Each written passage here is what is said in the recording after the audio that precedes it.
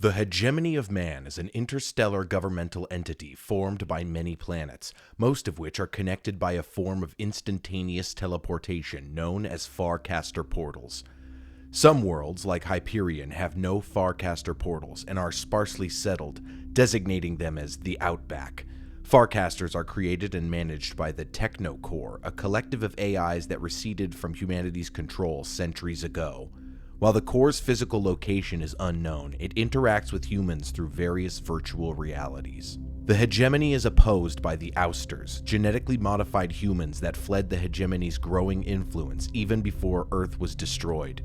The Ousters have mutated physically, believing that they should adapt to their outer space surroundings rather than adapt the surroundings themselves. They've rarely fought full-scale conflicts with the hegemony, but are currently launching an invasion that will likely cause The Fall of Hyperion by Dan Simmons, published in 1990 by Doubleday, sequel to the smash hit sci-fi novel Hyperion by Dan Simmons. If you haven't seen my video about that book, please go ahead and check that out somewhere. It's somewhere where the videos go in the video. If you've seen that video, you know that Hyperion is all about structure. It's very complex in its storytelling. It's very diverse in its genre, very artistic. I said it was a masterwork. The Fall of Hyperion sequel is less about structure and more about content, tying up loose ends from the first novel. It's very well told. I believe it is a fitting conclusion to the story that was started in the first book, and it's very theme heavy. It has a lot of religious themes, a lot of moral themes, a lot of ethical questions. I recently did The Illustrated Man, where every short story has kind of its own theme and idea. And the first book, Hyperion, it has lots of short stories, obviously, and it kind of delves into that. And this book, even though it doesn't have a similar structure, it keeps a lot of that same flavor of it constantly jumps around, and that is due to the way that one of the characters exists within the world. I'm not going to spoil anything.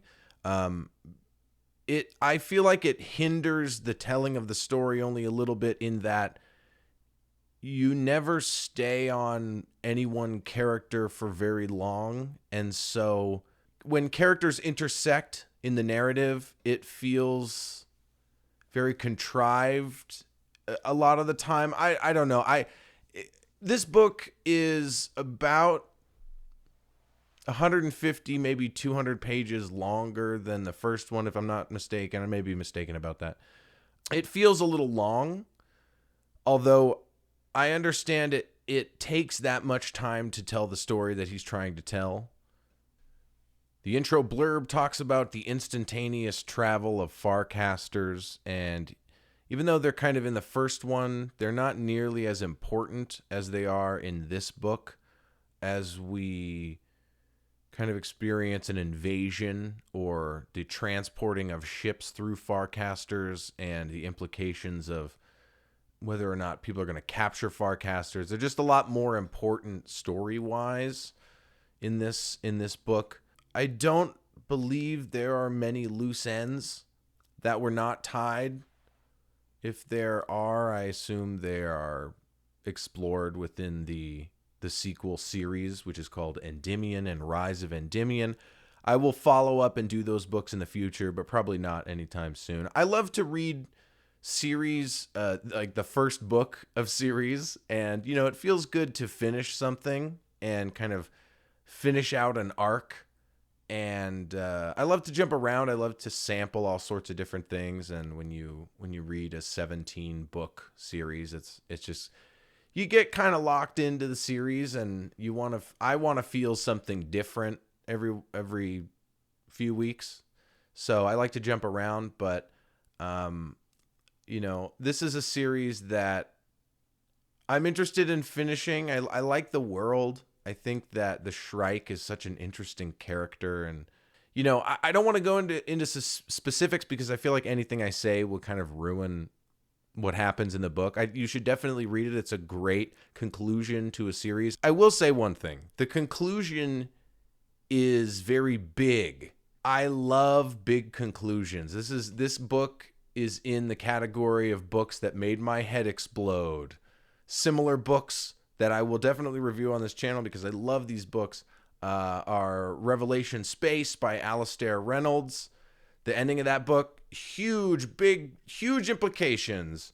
Another example of this would be A Fire Upon the Deep. If you haven't read that book, go read Fire Upon the Deep. That book is so good. I can't believe I haven't done a video about that. I'll do a video soon. I have so much to say about that. That has an ending that is very big, very large implications for just no spoilers, just real big. That's all I'm going to say. This book has a good, real big ending. And I love that kind of stuff. That's why you read fantasy and sci-fi, is for the like, whoa, my God, that's crazy. Holy crap, my gosh. You know what I mean? If you've seen my first video, you know that I'm not the biggest fan of poetry. Again, in this book, Dan Simmons loves a good John Keats. He is a character in this book as well. It's man, it's a little convoluted. It's very well explained. It's just probably didn't need to be this complicated, but it's cool. It's interesting. It's a cool idea. But man, he loves John Keats. Really wants to just do good by John Keats if he can. I enjoyed this book. As a conclusion, there are small grievances I have about it, and for that, I'm going to have to give this book 6 Shrikes out of 7. I know, it's not as good as the first one. In my comparison to the first one, I think this one, it's great in its own way, and it ties up most, if not all, the loose ends from the first book that are set up. But man, there's just something about the structure of Hyperion and the buildup of it and kind of the slow reveal and the horror. This book is less about the horror and more about the space opera. The first one is really like, it's just such a great work of so many genres combined together. And in my opinion, I haven't read anything that quite touches it, that quite does what it does. The last thing I want to say about this book is that Bradley Cooper has been in talks about developing a Hyperion movie for quite a while now. Something that would condense the storylines from the first and second novel into one movie. I feel like it can be done. There's lots that can be cut out, but man, whenever I see a movie adaptation or a TV show adaptation, I much prefer the book. But I know everybody says that, but there are a few that I really, really enjoy that meet the internal directing that I do when I'm reading. A project like that seems like it would hinge a lot on the cast, and a lot of the writing's been done. You know how you're going to condense it down. There's a lot of exposition that has to happen. I imagine the first 10 minutes are just boom, exposition, explaining the world, kind of what's happening. Let's get into this first story. We'll talk about the I mean, I feel like the first book can be turned into a pretty good. Anyway, I don't want to ruin anything. I really enjoy this series. I can't wait to continue it. It took me a while to read The Fall of Hyperion, the sequel to Hyperion. I usually jump around and start a bunch of new series and don't really finish them. But this one feels like it's worth finishing. If there's any other series that you think I should finish or start, please leave a comment, like, and subscribe. And if you're interested, go ahead and check out my other videos. But until next time, go ahead and read a book.